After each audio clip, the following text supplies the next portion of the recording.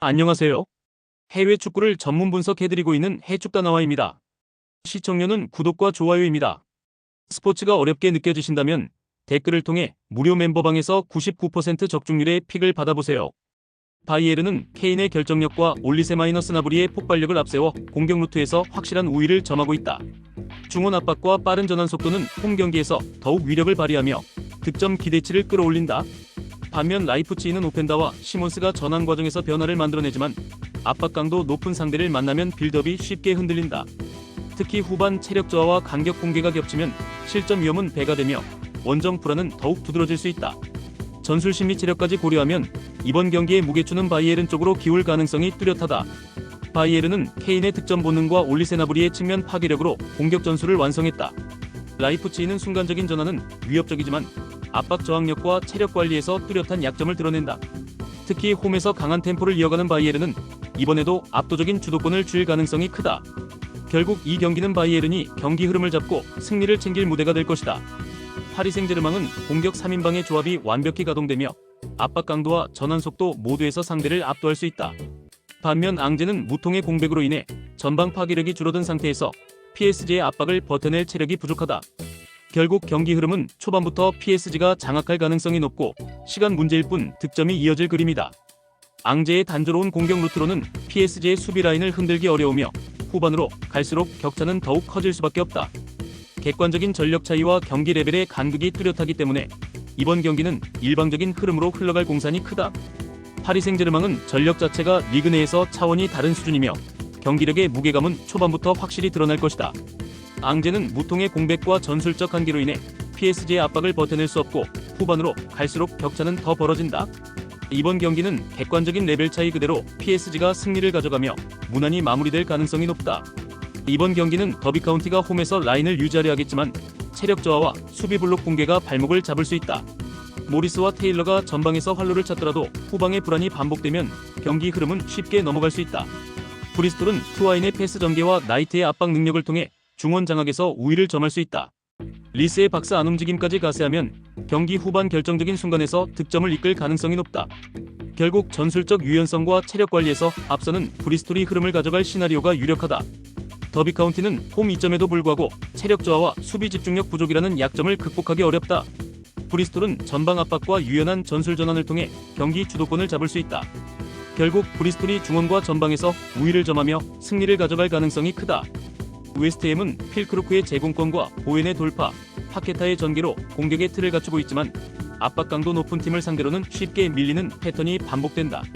수비적으로는 블록을 유지하려 하지만 후반 체력 저하와 간격 공개가 자주 나타나며 실점 가능성을 높인다.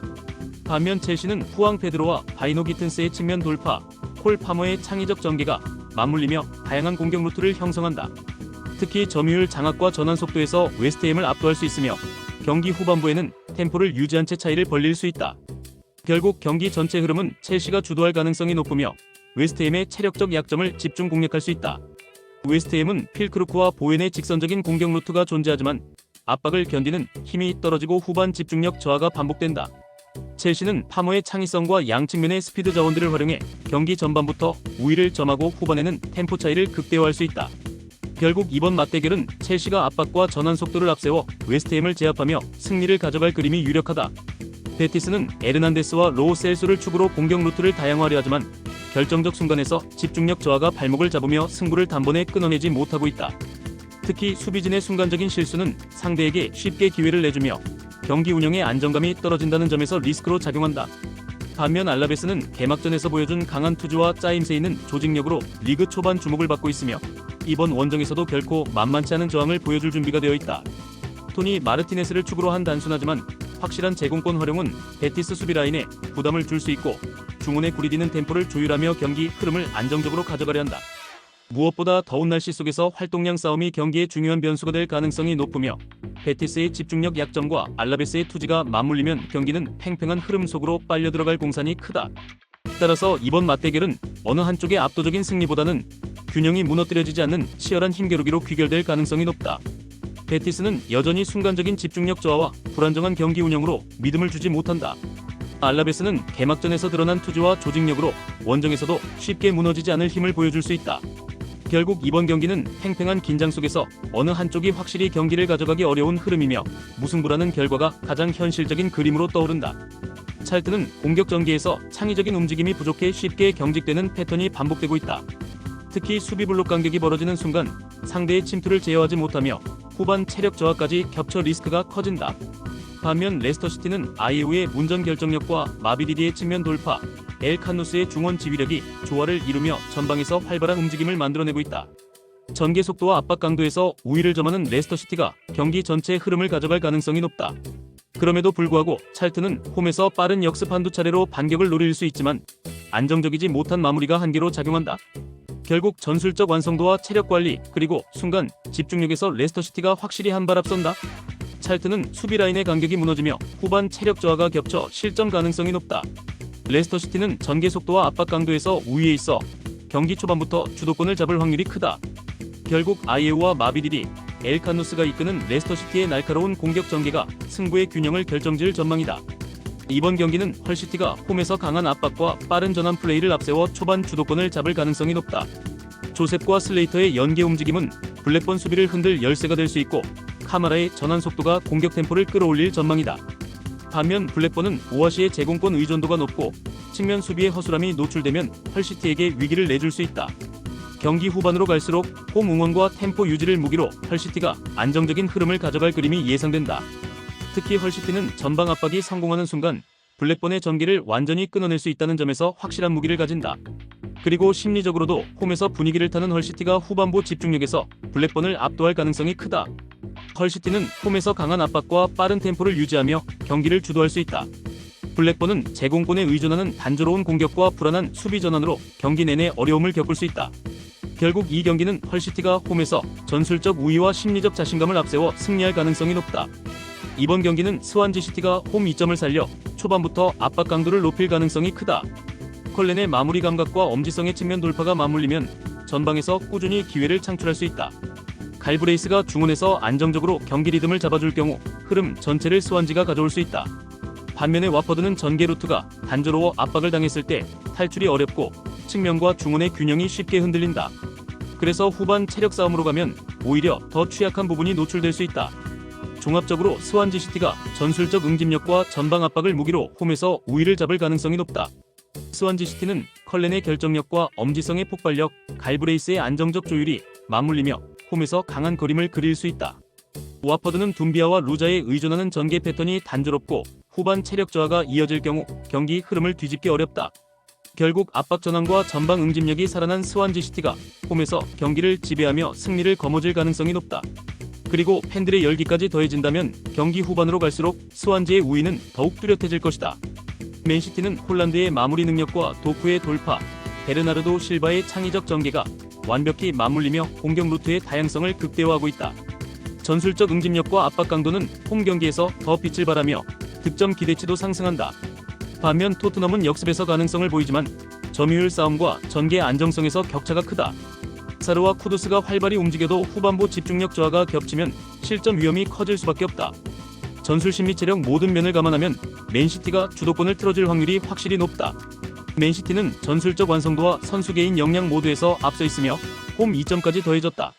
토트넘은 순간적인 역습이 위협적이지만 중원 장악력 부족과 체력 저하가 발목을 잡는다. 결국 맨시티는 압박과 공격 패턴으로 상대를 지배하며 경기를 원하는 흐름으로 가져갈 가능성이 크다. 이번 무대는 맨시티가 주도권을 잃지 않고 승리를 거머쥘 구도로 귀결될 전망이다. 레버쿠젠은 쉬크의 확실한 타깃 플레이와 텔라의 폭발적인 측면 돌파, 안드리이의 중원 장악을 결합해 전술적 완성도를 끌어올리고 있다. 홈에서는 압박 강도를 높여 경기 템포를 주도하며 빠른 전환 속도로 상대 수비를 무너뜨릴 가능성이 크다. 호펜하임은 공격 루트에서 창의성이 부족하고 크라마리치 의존도가 높아 전술적 다양성이 떨어지는 문제가 반복된다. 특히 압박을 받으면 중원 전개가 흔들리며 후반부 집중력 저하까지 겹쳐 경기 흐름이 무너질 수 있다. 그리고 레버쿠젠은 교체 카드 활용에서도 앞서 있어 후반부에도 에너지 레벨을 유지할 수 있다. 결국 전술, 체력, 완성도에서 뚜렷한 차이가 드러나는 매치업이다. 레버쿠젠은 홈에서 압박 강도와 전술 완성도를 앞세워 경기 흐름을 주도할 준비가 되어 있다. 반면 호펜하임은 압박 대응과 체력 저하라는 구조적 약점을 극복하지 못하고 있다. 이번 경기는 레버쿠젠이 조직력과 공격 완성도를 앞세워 반드시 잡아야 할 승부처다. 프랑크푸르트는 부르카르트의 마무리와 도알리치의 전환, 샤이비의 압박 조율까지 더해져 다채로운 공격 루트를 구축하고 있다. 빠른 템포와 압박 강도에서 브레멘을 상대로 확실히 우위를 점할 수 있고 홈 2점까지 더해진다. 반면 브레멘은 전개가 단조롭고 압박 대응력이 떨어져 후반 구간에서 간격 붕괴가 반복될 가능성이 높다. 특히 측면 수비 뒷공간과 중원 압박 탈출 능력 부족은 프랑크푸르트의 집중 타깃이 될 전망이다. 결국 경기 전체 흐름은 프랑크푸르트가 압박과 템포로 지배할 준비가 되어 있다. 프랑크푸르트는 홈에서 압박 강도를 유지하며 빠른 템포를 이어갈 수 있고 부르카르트의 결정력이 중심을 잡는다. 브레멘은 단조로운 전개와 후반 체력 문제로 인해 수비 간격이 무너지는 패턴이 반복되고 있다. 이번 맞대결은 프랑크푸르트가 압박과 전환 공격으로 주도권을 잡으며 승리를 가져갈 그림이 유력하다. 본머스의 세 메뉴는 측면에서 폭발적인 스피드와 드리블로 수비 간격을 흔들고 순간적인 컷인 슈팅으로 위협을 더합니다. 타버니어는 세트피스와 중거리 슛에서 뛰어난 킥력을 보여주며 중원에서 템포를 조율하고 결정적인 킬 패스를 공급합니다. 본머스는 홈에서 강한 전방 압박과 빠른 전환 플레이를 통해 상대를 몰아붙이며 박스 근처에서의 공격 완성도가 높아지고 있습니다. 특히 세컨드볼 회수와 페널티 박스 안에서의 집요한 움직임은 상대 수비를 끊임없이 흔드는 요소입니다. 울버햄튼의 주앙 고메스는 투지 있는 수비 가담과 전방 압박으로 팀 밸런스를 유지하지만 무리한 태클로 파울을 범하는 경우가 많습니다. 울버햄튼은 수비적으로 버티며 역습을 노리지만 전개 속도가 느리고 공격 루트가 단조로워 득점 전환율이 낮은 흐름을 보입니다. 특히 원정에서는 수비 라인이 쉽게 흔들리고 후반 집중력이 무너지는 패턴이 반복되고 있습니다. 본머스가 승리를 가져갈 가능성이 높습니다. 본머스의 에바니 우송의 침투와 세메뉴의 측면 돌파, 타버니어의 세트피스가 삼각형 구도를 이루며 공격의 완성도를 끌어올리고 있습니다. 강한 압박과 빠른 전환 플레이는 울버햄튼의 느린 전개를 무력화할 수 있는 무기가 됩니다. 반면 울버햄튼은 전방 고립과 후방 전개 불안이라는 구조적 약점을 안고 있어 본머스의 압박을 버티기 어렵습니다. 특히 원정 약세와 후반 집중력 저하는 실점으로 직결될 가능성이 큽니다. 본머스는 홈팬들의 응원을 등에 업고 초반부터 템포를 끌어올리며 주도권을 확실히 줄 수 있습니다. 브렌트퍼드의 밀란보는 중원에서 전환 패스와 빌드업 안정성을 제공하며 압박을 흘려내는 기술로 경기를 조율합니다. 특히 브렌트퍼드는 강한 압박과 세컨드볼 장악을 바탕으로 빠른 역습을 전개하며 홈에서는 높은 템포로 상대를 몰아붙이는 패턴이 반복됩니다. 그러나 마무리 과정에서의 세밀한 부족은 여전히 과제로 남아있습니다. 아스톤 빌라의 로저스는 드리블 전개와 볼 운반 능력이 뛰어나며 측면과 중앙을 넘나드는 유연한 움직임으로 공격 루트를 다변화하고 있습니다. 틸레만스는 중원에서 패싱 능력과 시야를 활용해 전진 전개를 돕지만 수비 압박이 강할 경우 템포가 흔들리는 단점이 있습니다. 주전 센터백 콘사가 징계로 결정하는 것은 아스톤 빌라 수비진에게 뼈아픈 손실이며 뒷공간 커버다 제공권 방어에서 불안 요소로 작용할 수 있습니다. 그럼에도 불구하고 아스톤 빌라는 공격 전개에서의 속도감과 측면 자원의 연계로 여전히 강력한 위협을 줄 수 있습니다. 이번 경기는 치열한 공방전이 이어질 것으로 보이며 승부는 쉽게 갈리지 않고 균형 속에서 맞춰질 가능성이 큽니다. 두 팀의 전술적 강점이 서로를 상쇄시키며 최종적으로는 무승부라는 결론으로 귀결될 흐름입니다. 또한 체력적 부담이 쌓이는 후반전에는 더욱 조심스러운 경기 운영이 이어질 수밖에 없습니다. 벌리의 로렌트는 중원에서 수비 커버와 볼 배급을 병행하지만 압박 강도가 높아지면 탈압박 능력이 부족해 흐름을 끊기는 약점이 드러납니다. 벌리는 수비적으로 5명의 수비 블록을 유지하려고 하지만 후반부 체력 저하로 인해 라인 간격이 벌어지고 세컨드볼 대응에서 흔들리는 모습을 보이고 있습니다. 특히 역습 전개가 단조롭고 전방에서 고립된 공격수에게 볼이 전달되지 않아 실질적인 위협을 만들지 못하는 상황이 반복되고 있습니다. 선더랜드의 사디키는 중원에서 왕성한 활동량과 압박 회피 능력을 보여주며 공격 전환 시 볼을 빠르게 배급해 전방 스리톱과의 호흡을 매끄럽게 만들어냅니다.